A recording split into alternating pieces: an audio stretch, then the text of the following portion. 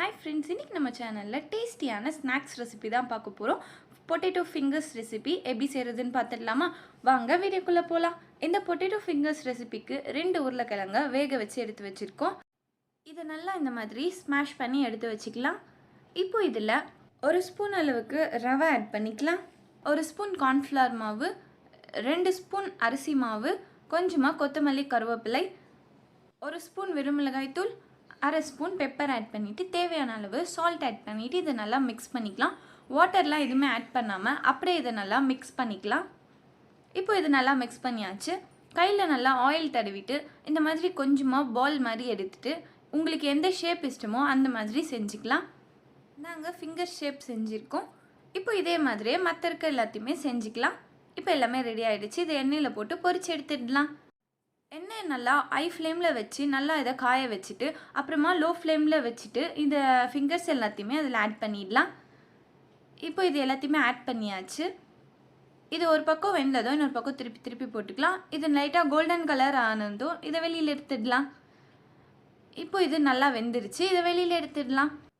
ரொம்ப ரொம்ப டேஸ்டியான ஈஸியான பொட்டேட்டோ ஃபிங்கர்ஸ் ரெசிபி ரெடி. இந்த ரெசிபியை சிம்பிளாக சீக்கிரமாக செஞ்சிடலாம். ரொம்ப டேஸ்டியாக இருக்கும். இதை கண்டிப்பாக ட்ரை பண்ணி பாருங்கள். Kids special potato snacks recipe தான் பார்க்க போகிறோம். வாங்க வீடியோக்குள்ளே போகலாம். இந்த பொட்டேட்டோ பைட்ஸ் ரெசிபிக்கு 4 உருளைக்கிழங்கு எடுத்திருக்கோம். அது எல்லாத்தையுமே சேம் சைஸில் எடுத்துக்கலாம். அப்போ தான் உள்ள எல்லாமே ஒரே மாதிரி வேகும். இப்போ இதோட தோல் எல்லாத்தையுமே ரிமூவ் பண்ணிவிட்டு வேக வைக்க ஸ்டார்ட் பண்ணிடலாம். இப்போ இதை பாத்திரத்தில் மாற்றிட்டு வாட்டர் ஆட் பண்ணிவிட்டு 10 மினிட்ஸ் போல் இதை நல்லா பாயில் பண்ணிக்கலாம். இந்த பொட்டேட்டோ பைட்ஸ் ரெசிபி ரொம்ப ரொம்ப சிம்பிளான ஸ்நாக்ஸ் ரெசிபி. இதை சீக்கிரமாகவே வீட்டில் செஞ்சிடலாம். ரொம்ப டேஸ்டியாகவும் இருக்கும். இப்போ 10 மினிட்ஸ் ஆயிடுச்சு. இது ஓரளவுக்கு வெந்திருக்கு. இந்த மாதிரி நைஃப் இல்லைன்னா ஃபோக் வச்சு இதை குத்தி பார்த்தோன்னா ஈஸியாக உள்ளே போகணும். ஆனால் இது உடையக்கூடாது. இதுதான் கரெக்ட் ஸ்டேஜ். இப்போ ஒரு ஸ்டவ் ஆஃப் பண்ணிவிட்டு இதை வெளியில் எடுத்துடலாம். இப்போ இதை நம்ம நல்லா துருவிக்கலாம். அதுக்கு இந்த மாதிரி சின்ன சின்ன பல்லா இருக்க துருவல் எடுத்துக்கலாம். இப்போ இந்த மாதிரி நல்லா உருளைக்கிழங்க துருவிக்கலாம். உருளைக்கிழங்கு ரொம்ப வெந்துருச்சுன்னா மாவு மாதிரி ஆகிடும். நம்மளுக்கு இந்த மாதிரி பதம் தான் வேணும். ஸோ கரெக்டான பதத்தில் ஸ்டவ் ஆஃப் பண்ணிட்டு எடுத்துட்டோன்னா இந்த மாதிரி கிடைக்கும். இப்போ இதில் பெப்பர் 1/4 டேபிள் ஸ்பூன், தேவையான அளவு சால்ட் ஆட் பண்ணிவிட்டு இதை ஜென்டலாக நல்லா மிக்ஸ் பண்ணிடலாம். இப்போ இது நல்லா மிக்ஸ் பண்ணியாச்சு. இதை கொஞ்சமாக எடுத்து ரொம்ப ப்ரெஸ் பண்ணாமல் லைட்டாக இதை எந்த ஷேப்பில் வேணாலுமே செஞ்சுக்கலாம். நாங்கள் இன்றைக்கி ஓவல் ஷேப் செஞ்சுக்கிறோம். ரொம்ப ப்ரெஸ் பண்ணாமல் லைட்டாக மட்டும் இதை ப்ரெஸ் பண்ணி இந்த மாதிரி ஷேப் செஞ்சுக்கலாம். உருளைக்கிழங்கு ஸ்டார்ச்ன்றனால ஷேப் வரும். அப்படி ஷேப் வரலன்னா ரொம்ப கொஞ்சமாக சோள மாவு ஆட் பண்ணிக்கலாம்.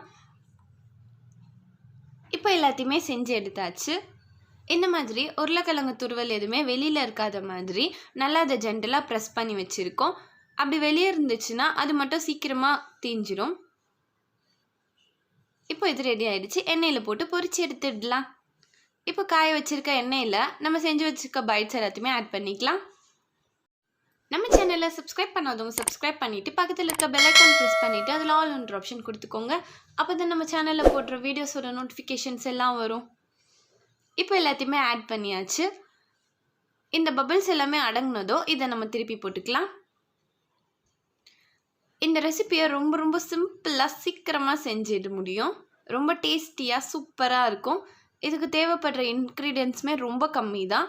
ஆனால் இதோட டேஸ்ட்டு ரொம்ப ரொம்ப சூப்பராக இருக்கும். இப்போ இது லைட்டாக கலர் வந்திருக்கு. இது இன்னும் கொஞ்சம் நல்லா கலர் வந்ததும் இதை நம்ம வெளியில் எடுத்துடலாம். இப்போ இது நல்லா வெந்து கலர் வந்துருச்சு.